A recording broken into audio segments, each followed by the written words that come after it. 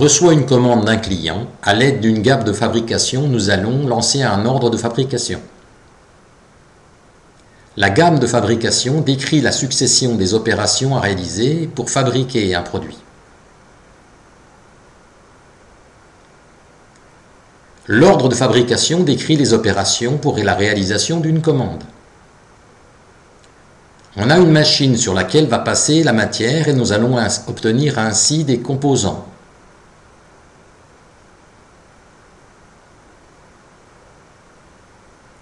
Après la machine A, nous allons utiliser les composants sur la machine B. Sur la machine B, les composants vont subir une autre opération.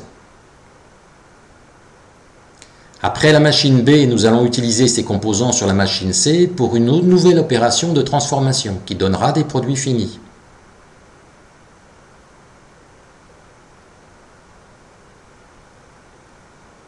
Après la machine C, nous allons passer sur l'emballage. Pour une opération manuelle, ces produits seront donc emballés.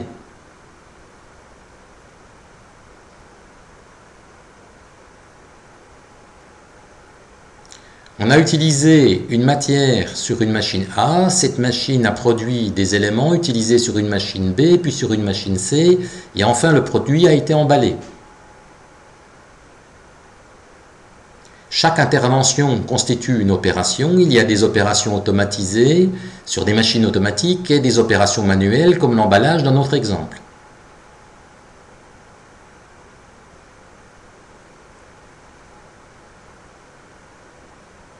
Chacun des postes automatiques ou manuels s'appelle une ressource et les interventions s'appellent des opérations.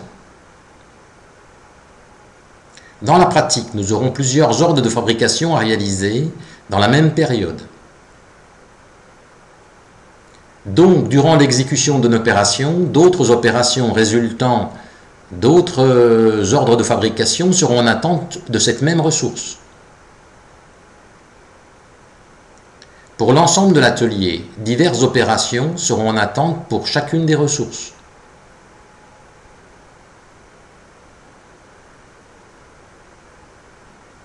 Bien entendu, l'ordre de diverses opérations résultant pourrait être différent.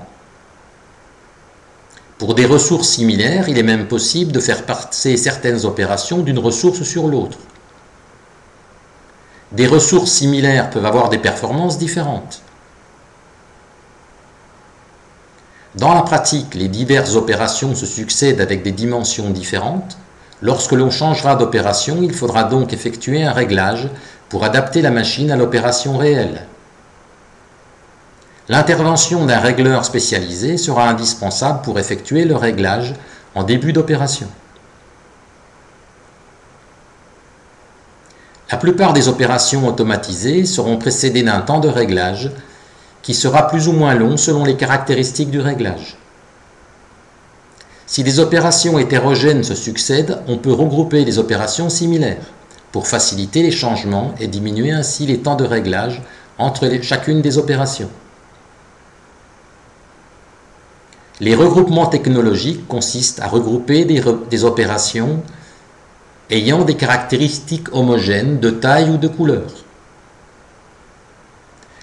Les performances des ressources, les réglages, les regroupements technologiques ne sont que quelques-unes des multiples contraintes à prendre en compte.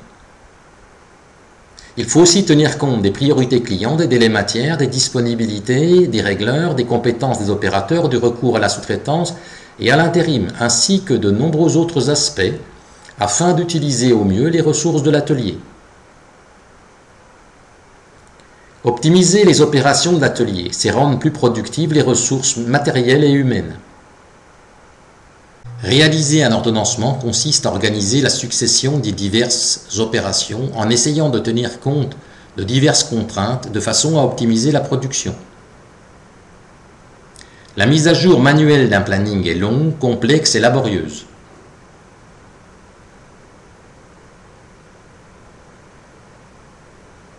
Un planning automatisé permet d'optimiser l'ordonnancement en quelques dizaines de secondes.